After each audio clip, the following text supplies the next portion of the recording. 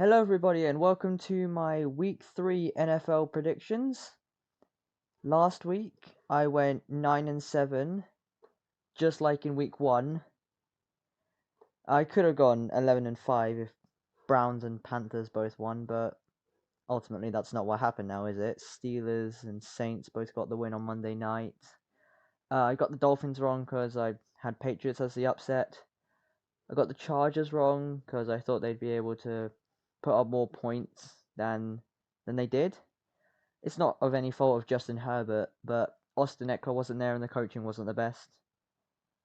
The Broncos don't. It doesn't seem like Sean Payton is the answer there, to be honest, because they had a massive lead over the Commanders, and then they blew it. They caught a Hail Mary at the end, and I think they lost. They couldn't convert for 2 points, and that would have sent it to overtime. So the Commanders have started 2-0 somehow. I got Packers wrong. Falcons just about scraped a win there, but I did say it would be close. I said it would be 24-21 Packers, and it was 24-25 for Falcons. I predicted Lions to beat the Seahawks, and they won in overtime. Let's go. Even though, admittedly, it looked a little controversial, but there's nothing you can do about it now. And I think that's all of them. The rest of them I got correct. Chiefs, Ravens, Bills, Colts, Cowboys, Eagles, Bucks, Niners, and Giants. Giants nearly lost to the Cardinals as well. That was almost a tragedy, a tragedy for them after being blown out 40-0 by the Cowboys and then losing to Arizona, arguably the worst team in the league this season, or will be, and they nearly lost. Damn. Speaking of the Giants, the first game on Thursday night is the New York Giants at the San Francisco 49ers. Well, that's going to be a tough one for the Giants, isn't it? 2 back-to-back not so great weeks, and then you have to play against the 49ers. They were struggling despite the comeback against Arizona. The 49ers are at home, and they have a much more stacked team, especially on the defense, so I am going to pick the 49ers to win there. Honestly, I'm not expecting Giants to put up too much of a fight if they keep playing the same way they played in the past 2 weeks. And if the Niners play the same way they played in the past 2 weeks, which looks likely, I don't see why they would change, then they should win quite comfortably, to be honest.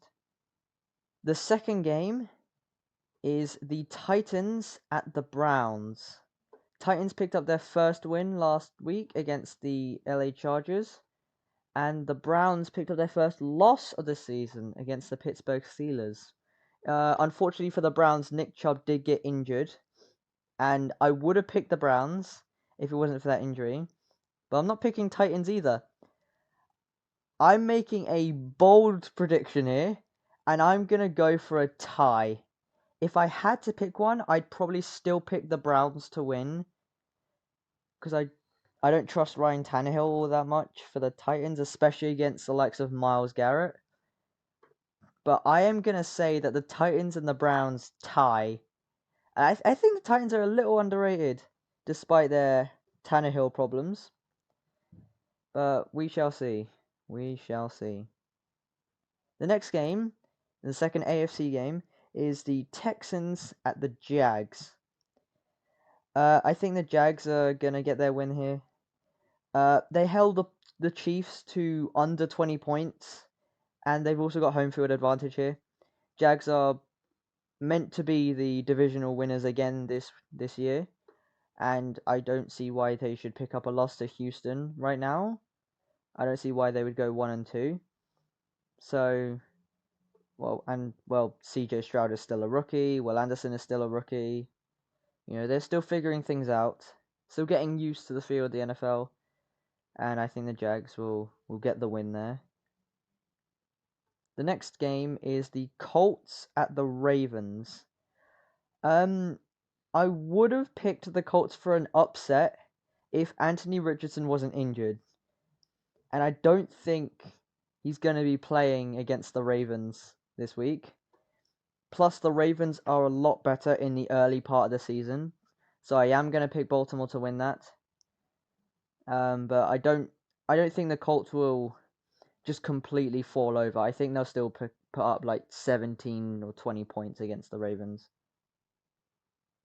The next game is the Broncos at the Dolphins. As I said earlier, Sean Payton might not be the answer that the Broncos need. It might just be Russell Wilson that's the problem. Like we had that debate about who was really the best at the Patriots, whether it was Bill Belichick or whether it was Tom Brady, the reason for them getting so many wins. We found out it was the quarterback and not the coach.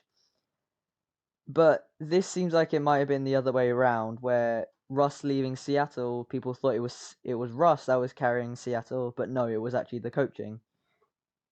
So Russ might not be the answer Broncos need either. I don't know if Sean Payton will be able to get that many wins of him. I've looked at the Broncos schedule. It does not look much better for them, especially after losing to the Raiders and Commanders. Those are two of their easiest games. So, and against another solid team, not only that, but away in Miami, in the heat of Miami, yeah, I'm gonna pick the Dolphins to win that. I don't see. Well, I guess I could see Dolphins kind of losing, but like the last two teams that they've played, Chargers and Patriots, they're actually decent teams. They are better than the Broncos, and Dolphins have still won. Both of them were one-score games, but they still won. And well, they can definitely put up a lot of points, and I think the Broncos will suffer, quite frankly, against the Dolphins in that one. The next game is the Patriots at the Jets. Last week I picked the Patriots to beat the Dolphins, and that didn't happen. But I do think they'll get their first win against the Jets. This has been the first time in a while, I think, that the Patriots have started 0-2. And they really need to pick up their first win, and it would really help them if it was against the Jets, one of their divisional rivals. Not to mention, Jets are obviously without Aaron Rodgers and now have Zach Wilson in replace of him. And that's not much of an improvement, to be honest. So I think and Patriots have a solid defense. You know, it's a Belichick defense. There's no real surprise there. So I think Patriots will get the win against the Jets there.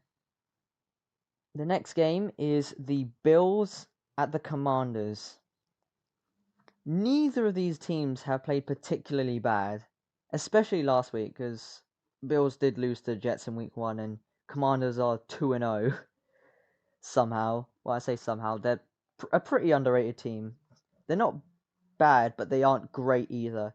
And the Bills played incredibly well against the Raiders last week. If they can keep that up, I think they'll dominate the Commanders and they'll solidify their place in the big three in the AFC again.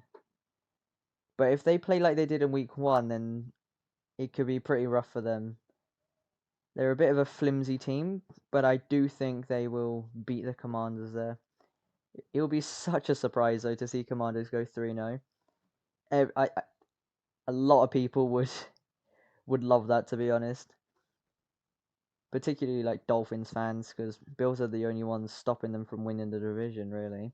And I think Dolphins have a solid chance of winning the division. But if Bills play like they did against the Raiders, then they're probably going to win the division again. But Commanders aren't bad. I think Bills are just better, though. So I'm going to go with Bills. The LA Chargers at the Minnesota Vikings. Both of these teams got in the playoffs last year, lost in the wildcard round, and now they've started 0-2. Wow. And they've got great offenses, but their defenses are the problem. I don't know if Austin Ekeler is still injured for the Chargers. Not to mention Vikings coaching is better than the Chargers, honestly, because I think the coaching has cost the Chargers the past 2 games. And if it's ultimately down to the coaching, I think Vikings are better. And with home field advantage as well, I am going to pick Minnesota to beat the Chargers. But I wouldn't be surprised if Chargers just manage to outscore the Vikings, because that's ultimately what I think will be their only way to win, if they just outscore the Vikings and hope that the Vikings don't respond on every drive. The next game is the Atlanta Falcons at the Detroit Lions. Two very, very decent teams in the NFC. Falcons have started 2-0 and Lions are 1-1. Both won games that I predicted them against winning. Falcons beat the Packers. I thought they would lose that. And the Lions beat the Chiefs in week 1. I thought they would lose that. I don't know who looks better, to be honest. I think this should be the televised game, because this seems like an incredible matchup. But the thing is, I don't see the Falcons starting 3-0. And while that could definitely happen, I don't think the Lions are going to start at 1-2. So I am going to pick the Lions. I think they're both equally matched, but I think Lions will just be able to beat them. Not to mention home field advantage is definitely going to help them there. The next game is the Saints at the Packers. Again, just like the Falcons and the Lions, two very equally matched teams. This is another toss-up for me. There's been a lot of toss-ups this week. Another toss-up. And I think the score's going to be close. It's going to be close.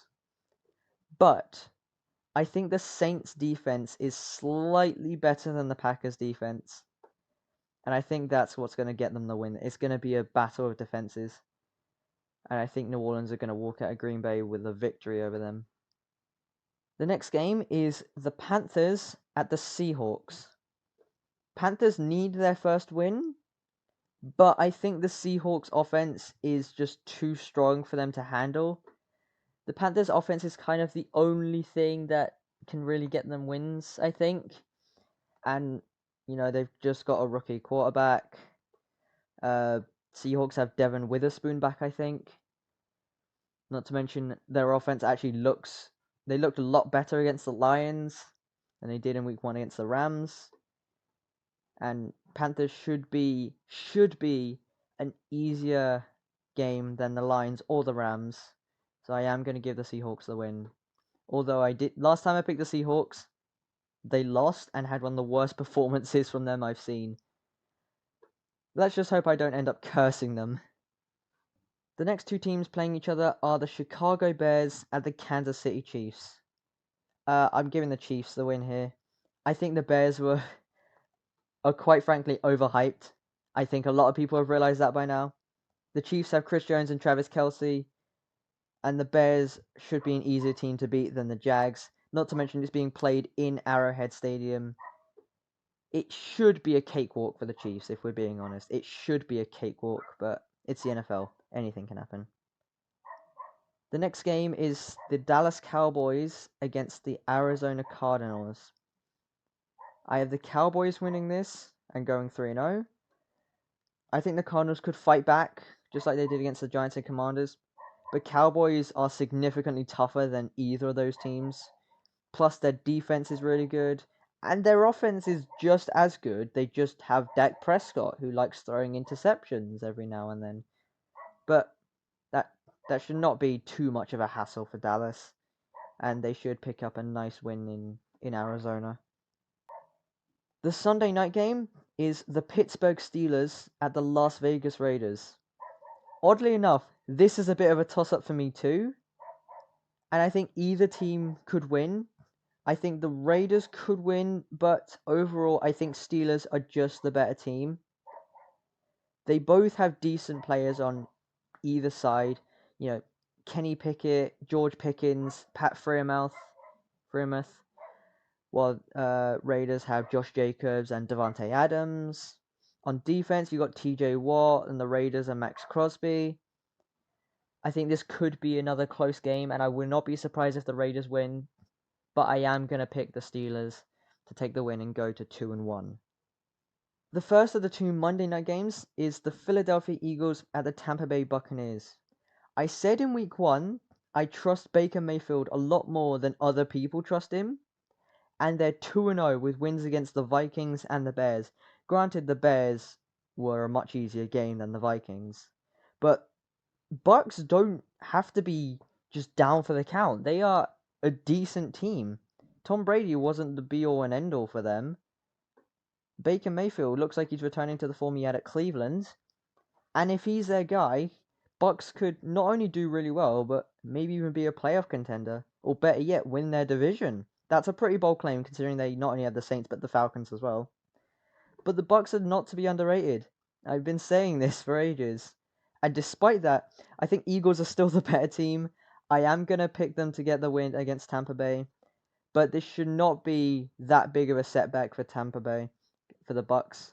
I think they will pick up a few more wins and maybe even end with a winning record. The last game of the week is the LA Rams at the Cincinnati Bengals. This was originally a toss-up for me, but Joe Burrow hasn't been confirmed to be playing for the Bengals this week. And the Rams have a wide receiver who seems to be already having their breakout season. I think it's Puka Nacua. I think that's what their name is. And he's been playing insanely good.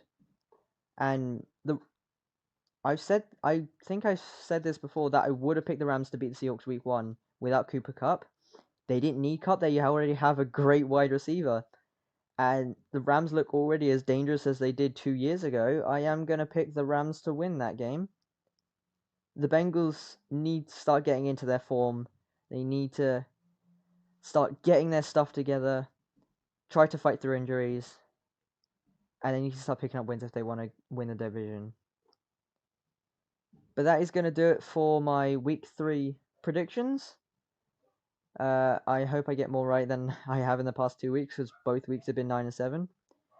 And until next time, goodbye and have a nice day.